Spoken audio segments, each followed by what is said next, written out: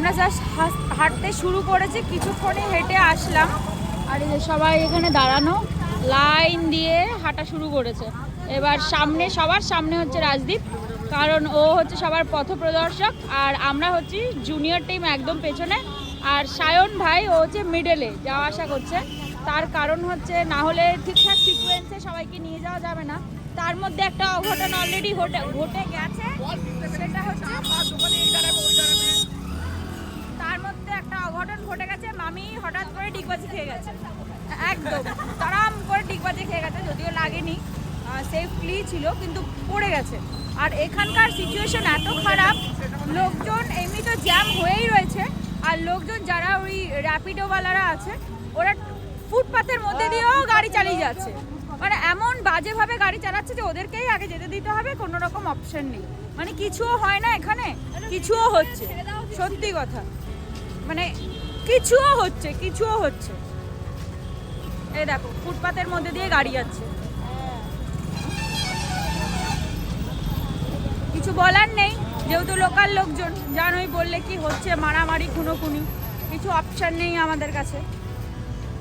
এই এতক্ষণ হাঁটার পর একটা সাইনবোর্ড খুঁজে পেয়েছি, যেটা দেখে বোঝা যাবে যে কত কিলোমিটার বাকি। সঙ্গম এখন এখানে দেখাচ্ছে 10 কিলোমিটার, মানে হেঁটে যেতে প্রায় 1.5 থেকে 2 ঘন্টা লেগে যাবে। যেহেতু আমাদের সাথে সিনিয়র লোকজন আছে, তোমরা তো জানোই, তাই ওরা যে স্পিডে হাঁটছে তাতে প্রায় 3 থেকে 3.5 ঘন্টা তো লাগবেই, এটা তো মনেই। তবে একটা গুড নিউজ আছে মনে হচ্ছে, এবার একটা সরকারি বাস পেয়ে গেছি। জানি না কোথায় যাবে না যাবে, সবাই চেপেও গেছি, ভয় লাগছিল কিছুক্ষণ আগে অবধি। তবে এটা দেখার পর অসাধারণ একটা দৃশ্য, বুঝতে পারলাম কি যে কাছাকাছি পৌঁছে গেছি। কেমন একটা অনুভূতি হচ্ছে এটা দেখার পর তোমাদের বলে বোঝাতে পারবো না, অপূর্ব দৃশ্য। বিশ্বাস করো, সামনে থেকে না দেখলে কল্পনা করা যায় না এটা। এই বাস থেকে নামলাম, আবার হাঁটতে শুরু করতে হবে এখন। তবে হাঁটতে হাঁটতে এখানকার ভিড় দেখে তো জাস্ট মাথা খারাপ হয়ে গেছে, জ্যাম লেগেছে গাড়ির। দেখো এখানে আবার গাড়ি এগোয়ও না পিছোয়েও না, কি অবস্থা দেখো, বিপদ কি।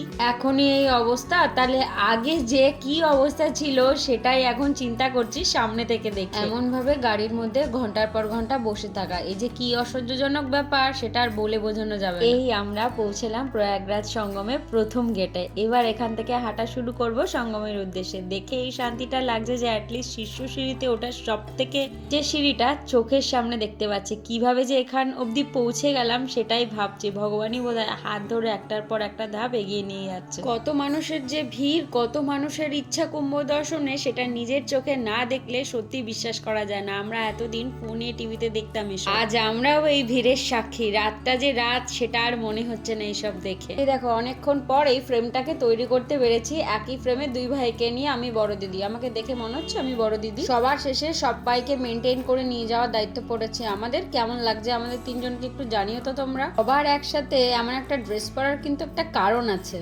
আমরা কত নম্বর গেটে পৌঁছেছি ভাই?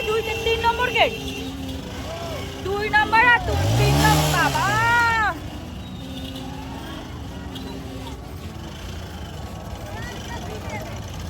আমরা 2 আর 3 নম্বর সেক্টরে পৌঁছেছি।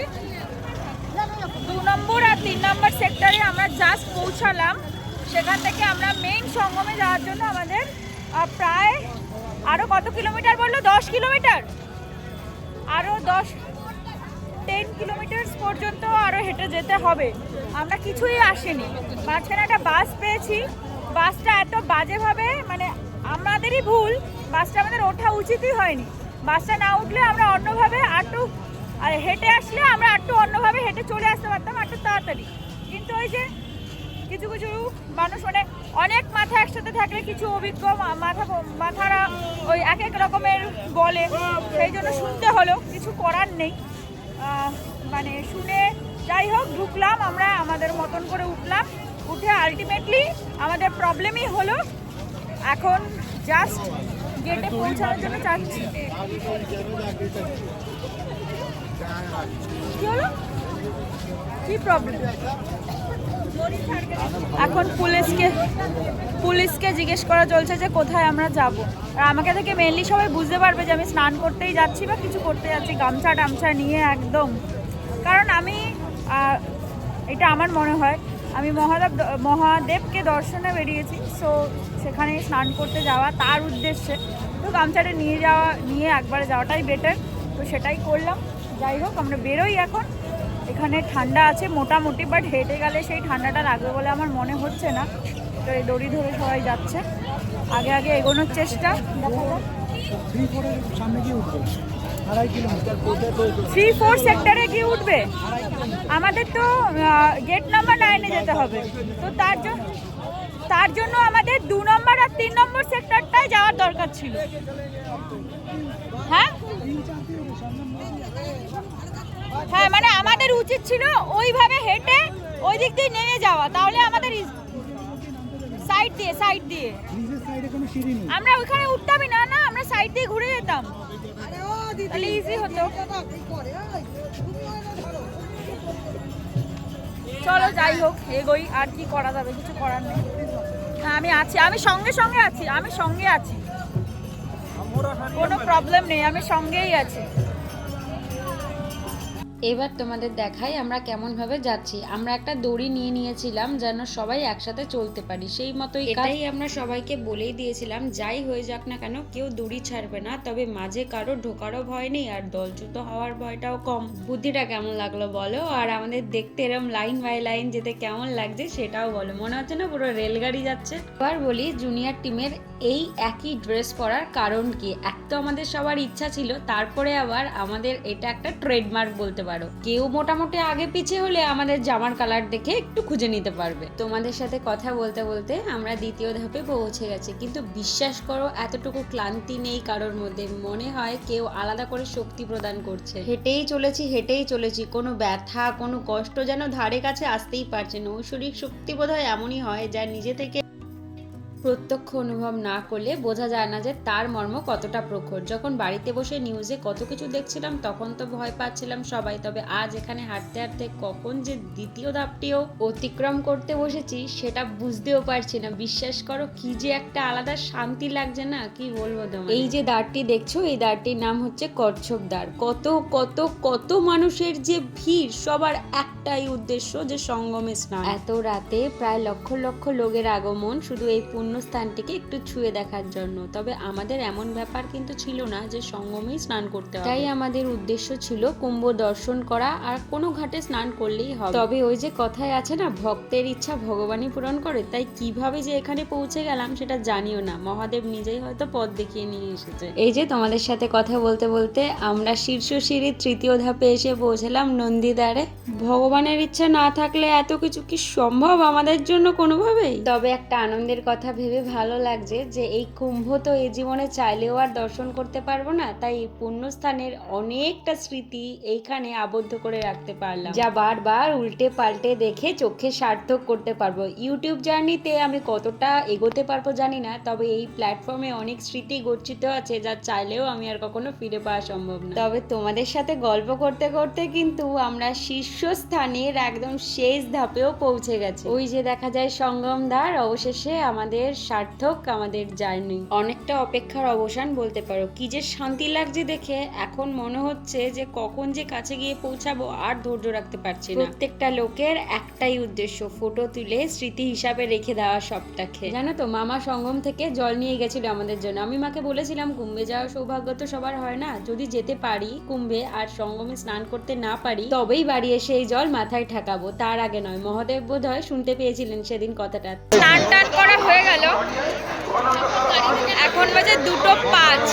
সত্যি কথা বলতে জীবনে কোনোদিনও ভাবিনি যে 2:05 বা 1:30টার সময় গঙ্গা এসে স্নান করতে হবে। আমরা একদম এক্স্যাক্ট সঙ্গমে স্নান করেছি, আর সেখানে জল একদম নর্মাল, কোনো প্রবলেম হয় না স্নান করতে। আর আমরা যখন এসেছিলাম তার থেকে ডাবল লোক বেড়ে গেছে, মানে সবাই স্নান করতে এখন আসছে, এসে সবাই বেনারস যাচ্ছে এরকম ম্যাক্সিমাম। আমরাই খালি মনে হয় বেনারস থেকে স্নান টান মানে বেনারস থেকে এসে এখানে স্নান করলাম, কমপ্লিট হয়ে গেছে।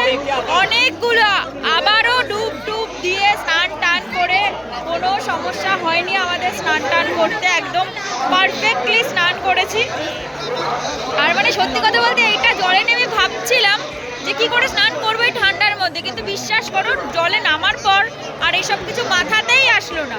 আর যেহেতু অনেক ভিড় হয়ে যাচ্ছে তাই জন্য অ্যানাউন্সমেন্ট করছে সবাইকে যে যাদের সমস্ত কিছু হয়ে গেছে তাদেরকে ঘাট ছেড়ে দেওয়ার জন্য। তো আমরা জাস্ট এখনই বেরিয়ে যাচ্ছি এখান থেকে, কোনো আর বেকার এখানে থেকে লাভ নেই। 144 বছরের কুম্ভ আমাদের সার্থক।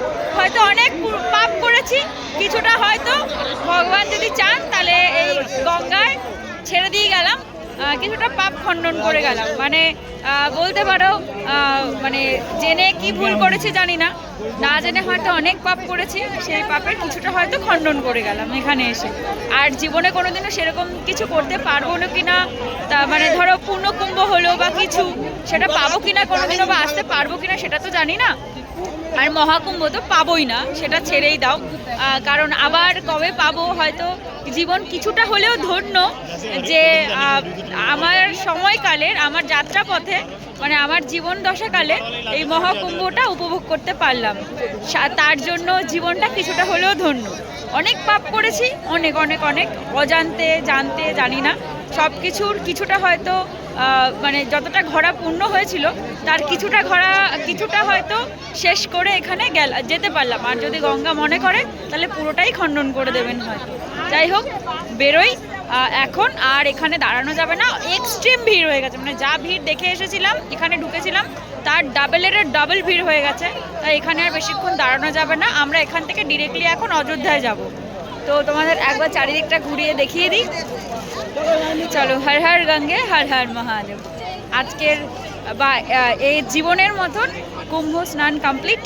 আর যদি পূর্ণ কুম্ভ হয় কখনো, যদি সুযোগ পাই তাহলে আসবো, না হলে আসতে পারবো না।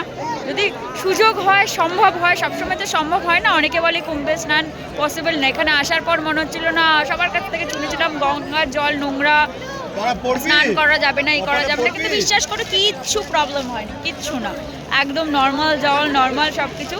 স্নান করলাম, মানে একদম স্নান করার পর না একটা আলাদা তৃপ্তি কাজ করে, সত্যি বলছি।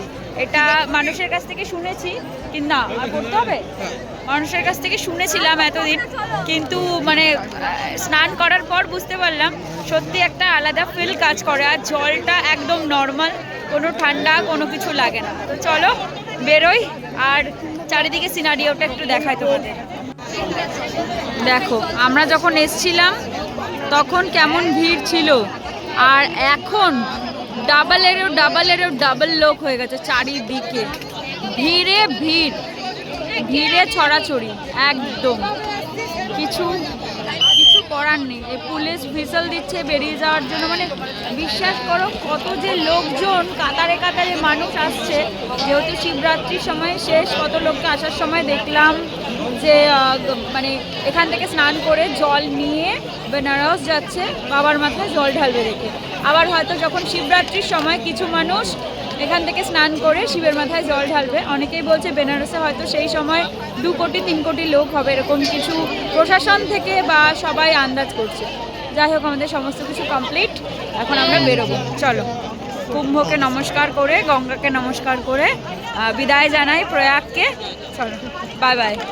এটা হচ্ছে আমাদের বেরিয়ে যাওয়ার সময়ের সিনারিও। যেহেতু একদম ব্রহ্ম মুহূর্ত পড়ে যাচ্ছে, মানে 4টে বাজতে যায় প্রায়, এই সময়ের ভিড়টা দেখো, পুলিশ একদম আলাদাভাবে প্রোটেকশন নেওয়া শুরু করেছে এখন। এই ভিড় না হলে সামলানো যাবে না কোনো মতে। চলো আমরাও বেরোই তাহলে। আমাদের খুব একটা কুম্ভে প্রবলেম হয়নি, তবে এই স্নানে যে কি চরম অনুভূতি সেটা নিজে না উপভোগ করলে বলা যাবে না একদম। তবে এখান থেকে ভিডিওটা শেষ করছি। তবে মহাদেবকে অনেক অনেক অনেক ধন্যবাদ এই জীবনে মহাকুম্ভ উপভোগ করার সুযোগ করে দেওয়ার জন্য। তোমরাও সবটা দেখে একটু উপভোগ করো তাহলে। টাটা সবাইকে।